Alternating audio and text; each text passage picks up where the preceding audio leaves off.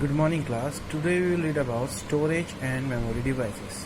Storage means to store some information, a place where we can keep some information, and the same thing is known as a memory device, also a device where we store. Storage means keeping something inside a device or a thing.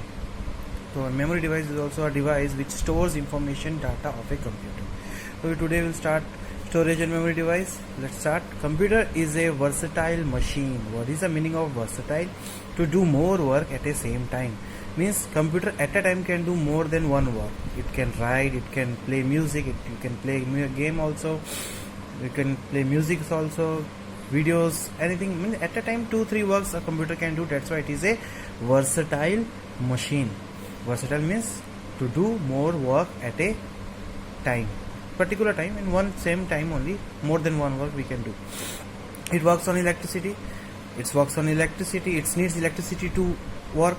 All the information, data and instructions given to a computer get stored and processed as a number.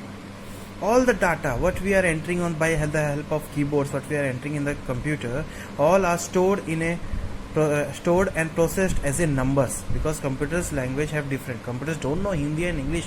It has its own languages. That's our numbers only. And the data, information, instructions are stored in the memory of the computer for storage. The data, information, and instructions what we have given, the data, information, instructions are stored in the memory of the computer for storage purpose. It can maybe help in future work also. That's why it is stored. Now we have one question: data versus information. Is these things are same? Data versus information? No. Data is a collection of a raw fact and figures. Data is a collection of raw facts and figures. Means something from this side, that point. You have collected a thing.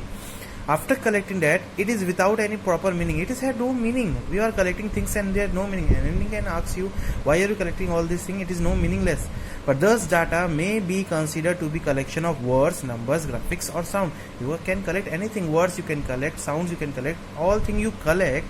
Then data when processed give information. When we use that data to process, when we use that data to form something, it will give us information. When raw fact and figures are processed and arranged in some order, then they become information. When the things you have collected from random places, from one photo, one sound, video, things and other things you have collected, after collecting that you have stored in one place, you have arranged them according to that, and after arranging you have noted that there is some information. Information is useful in decision making. Information is very useful for decision making, and when it becomes information has a proper meaning. After collecting your information, your data becomes information, and information now have a proper meaning. Information is useful in decision making. It is very useful in decision making. Actually, we process data to convert it into information. Actually, what we are doing, we are collecting data, we are processing it, and we are converting it into proper information or proper meaningful sentence.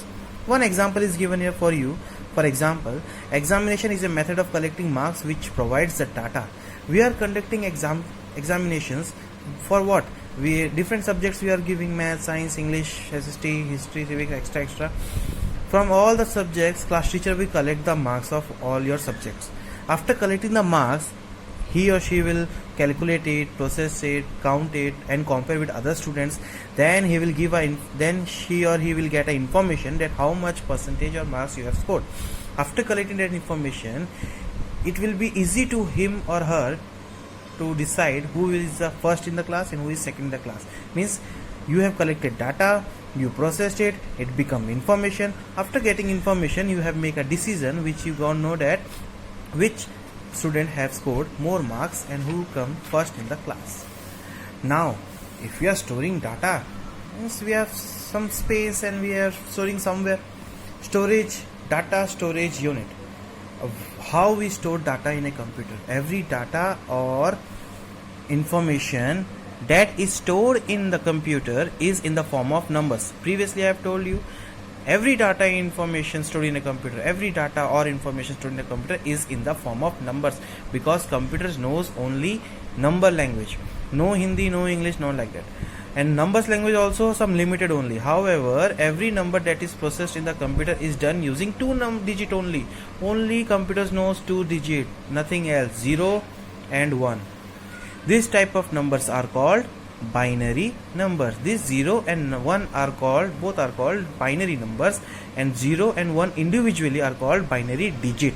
They are known as binary digit, and both together known as binary number. Bit is the short form of binary digit. This binary digit is also have a short form. It is known as bit, bit.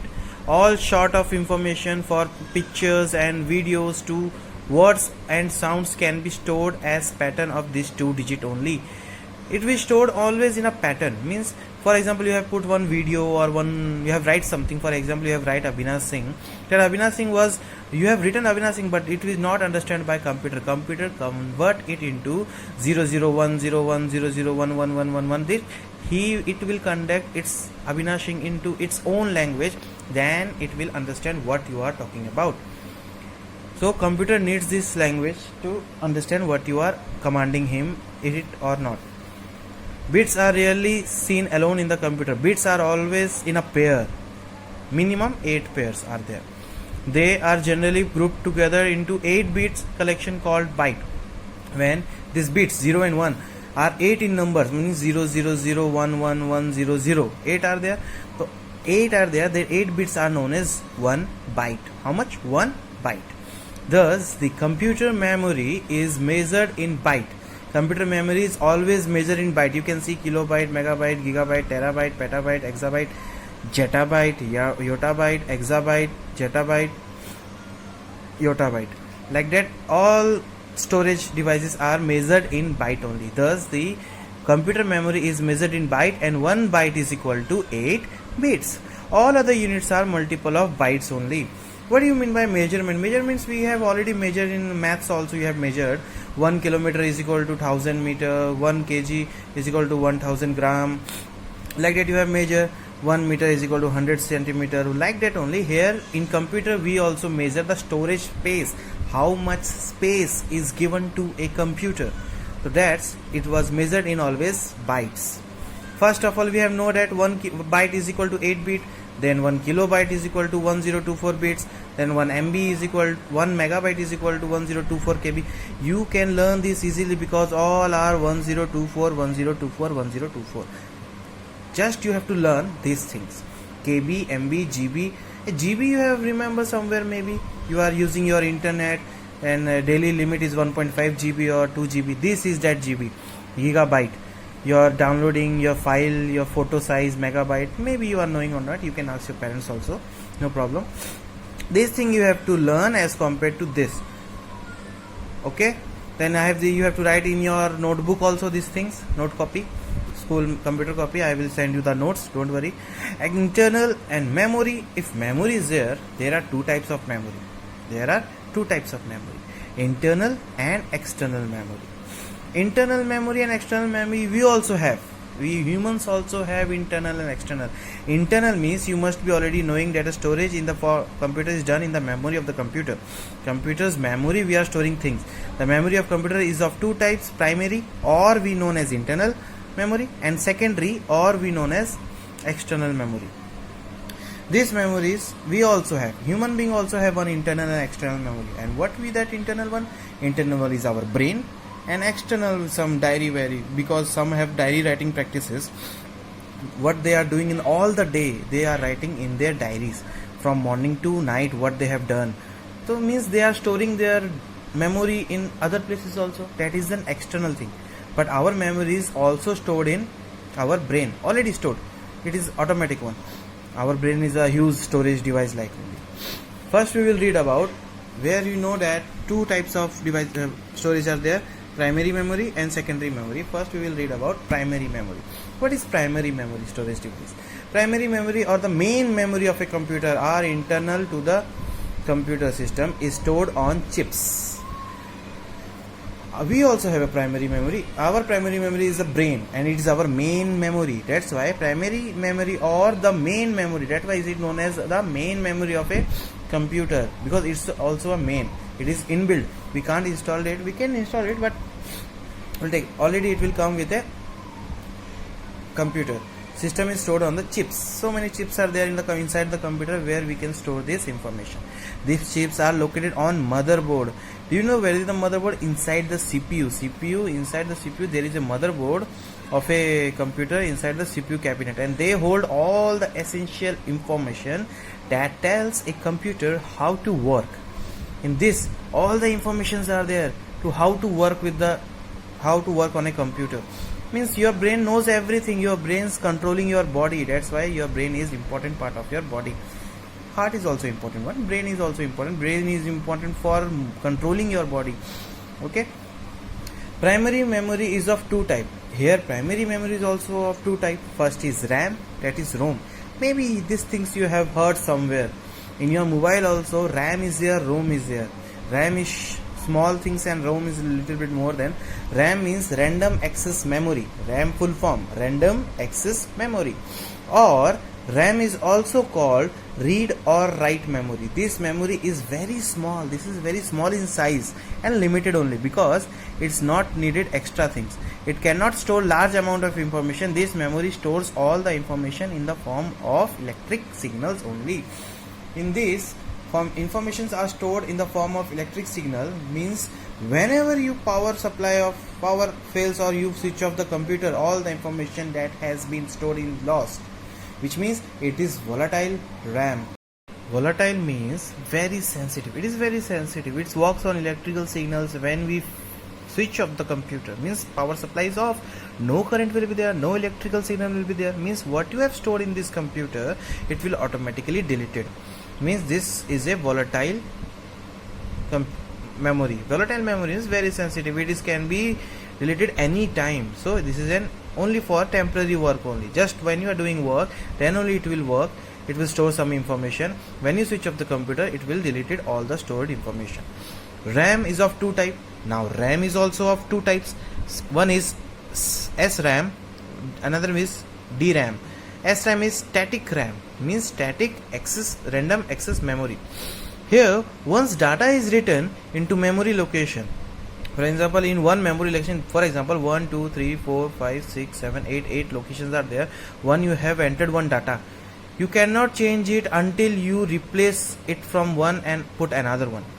Means अगर मैं हिंदी में बोलूँ, यहाँ पर तब तक एक data तुमने डाला है और तब तक तुम उस डाटा को हटा नहीं सकते जब तक तुम उसकी जगह किसी नए को नहीं बिठा देते. ठीक है. For that data stays unchanged unless some new data is entered into that location. Until it will be there when you enter a new data in that location. DRAM, dynamic RAM. Here content may change with time due to the leakage of charges, so it has to be refreshed periodically and it consumes less power as compared to SRAM. When you are using DRAM, its data can be changed. Sometimes some electrical fluctuation will be there, some leakage will be there, it will be damaged and it will lose the information, it will lose the stored things, and that's why it should be checked or refreshed periodically. Time to time it should be checked there is leakage or not, and it is little bit less cheaper than SRAM. Means you can use these two. From these two, this is cheaper, DRAM, and SRAM is little bit costly. Okay. Now next is there our ROM. Read only memory, ROM, read only memory, keeps the data permanently. This is a device in the motherboard which keeps your data permanently. ROM is also called the permanent memory of a computer. It is permanent, you cannot delete it. And this memory is non-volatile in nature. This is non-volatile. Already I have told, volatile means very sensitive. It can be deleted anytime, but this is non-volatile. It will be not deleting anytime. It is permanent. It does not lose its stored information even when the computer is turned off. When you turn off the computer, no electrical signal will be there, nothing will be there. After opening also, it will not lose its information. It will also keep its information permanently. ROM stores some important programs such as the program that boots the computer. ROM stores only that information only which is used by your computer to work.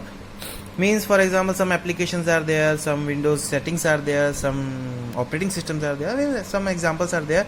That information will only store which are help to work with computer.